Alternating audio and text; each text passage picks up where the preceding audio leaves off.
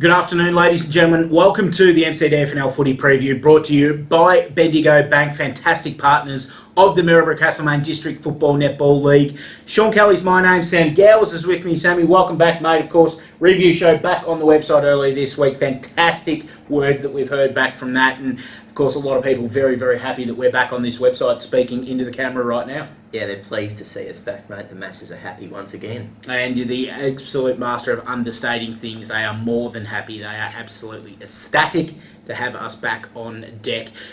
Time to talk footy for this week. Before we get into the senior footy, though, let's talk junior footy because it's a big weekend for our junior footballers and netballers, of course, with the Ballarat and District Junior Carnival being played this weekend. Central Highlands Footy League hosting, so being played out at Bendigo this weekend on Sunday. So if you're doing nothing Sunday, get down, watch our under 14 and under 16 footballers take on sides from the Central Highlands Footy League. We've got 13 and under, 15 and under, and I think 17 and under netball taking place as well.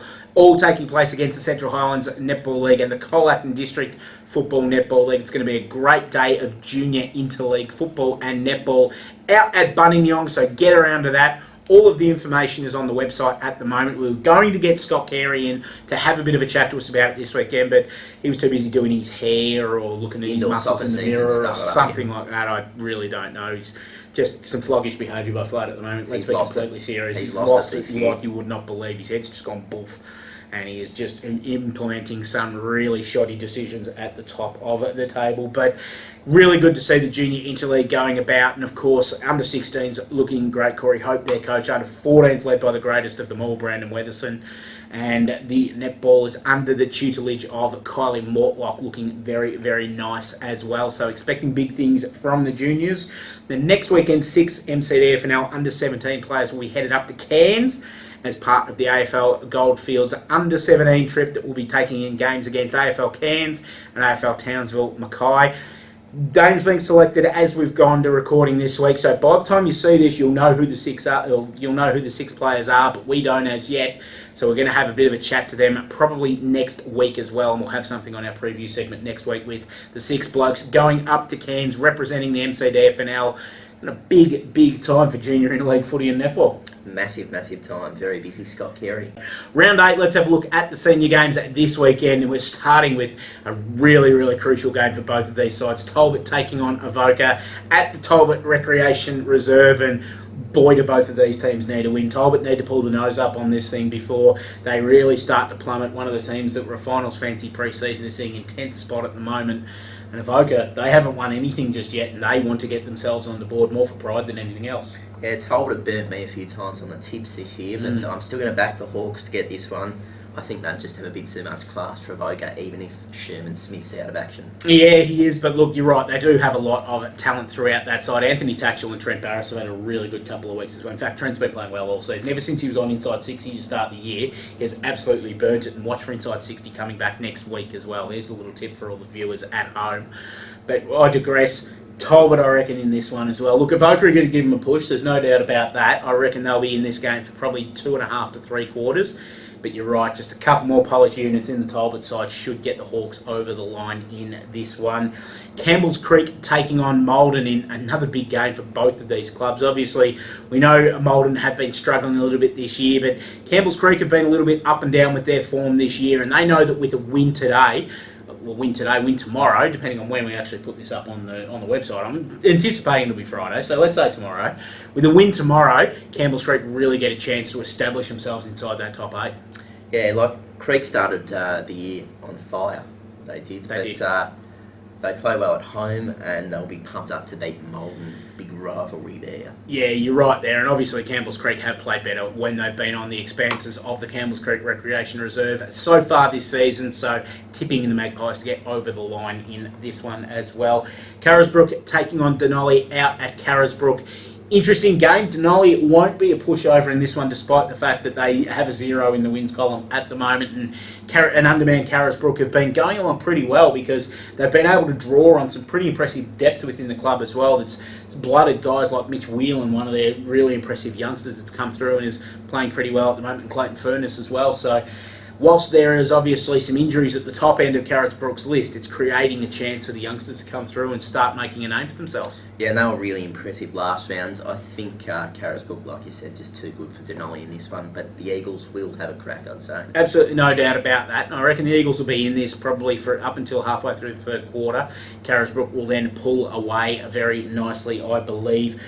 Royal Park taking on Harcourt. This is nearly game of the round because this is almost very much an 8-point game. Obviously, Harcourt working their way back into the top 8 last weekend and looking pretty good in the process against Maldon as well. And Bushy have just dropped the last couple. They played some good sides. This is a game, though, that with the form that Royal Park have been early this year and with the mindset and the confidence they've got now, they should go in thinking that they're going to come away with the points in this game. And realistically, if we want to take Royal Park seriously from here on in, they have to win these kind of games. And I think they will. Like you said, the confidence, the pride's up at Bushy this year, and they'll dead set want to win this. And I think they'll be too good for the Lions, even though they have improved. Yeah, I agree. Look, this is going to be close. This is going to be a lot closer than we would have tipped a couple of weeks ago because Harcourt have really improved recently. If Chris Stone and Dean Watson get away, it's going to be a long day for Bushy. Obviously, a big ground. There's going to be plenty of space for the boys to work into. If they can get a hold of Bushy, it's going to be a long day. But look,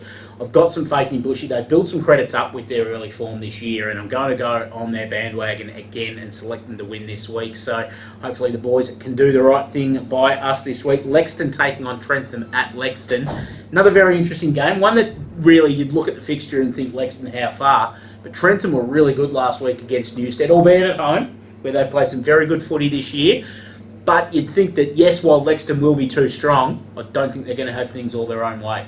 No, I don't think so either. Like we said in the review show, Trentham have pushed a couple of top teams this year. Newstead last week, obviously, in it right up until the last quarter. Yep. But I just think the Tigers will be too good for this. Yeah, look, I think so as well. Obviously, Mark Strickland's been in good form at centre-half forward for Trentham all year, but he's got a coach coming up against him that knows him pretty well in Shane Fisher, that was his interleague coach this year and that gave him a game in the interleague and probably knows his strengths better than most. So if he finds Jordan Phelan or someone like that sidling up next to him on the weekend, you can trust me that Jordan will have all of Mark's moves indented in his mind and could be a shutdown role that sees Lexington with a pretty easy win on the weekend.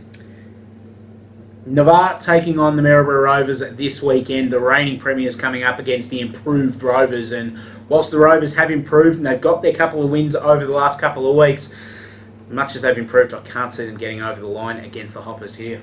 Yeah, like you said, Rovers have improved. They've strung those couple of wins together, but you can't tip against Navarre at the moment.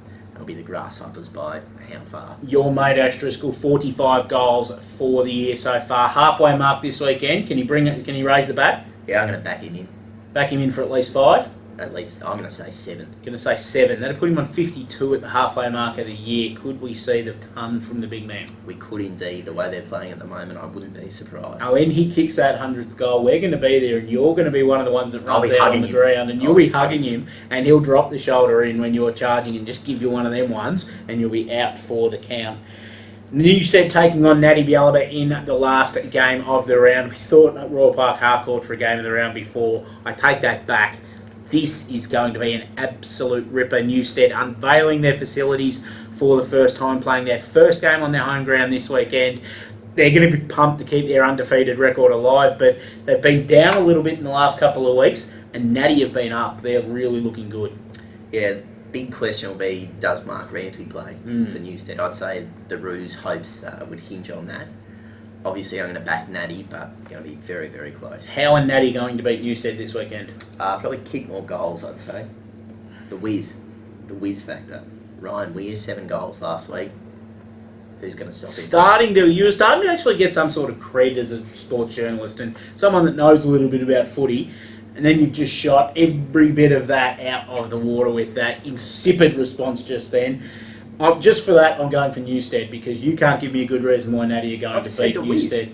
The Wiz is reason enough. Yeah, I love the Wiz. There's absolutely no doubt about it. He's our Max Fashion Surf Player of the Week, as we know, but I think Newstead have got a few tricks up their sleeve as well. I'm reticent in doing this because they've been down a little bit in the last couple of weeks, but they've got some depth there within the club of Newstead, and I reckon they'll fight and pull one out in front of their home crowd for the first time this season.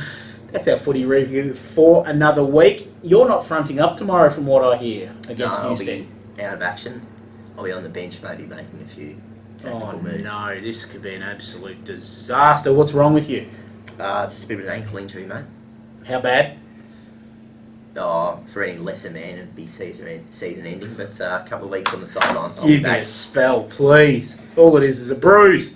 Tape it up and get out there, man. What are you, a man or a marshmallow? Marshmallow. Much know that as well, and your performances on this show have proved that this year. Thanks for joining us once again, Sammy. It's been a pleasure having you here. Always great to be here, mate. And it's been a pleasure having you here as well. We're back for good now on the MCDFNL Footy Preview. Thanks for joining us.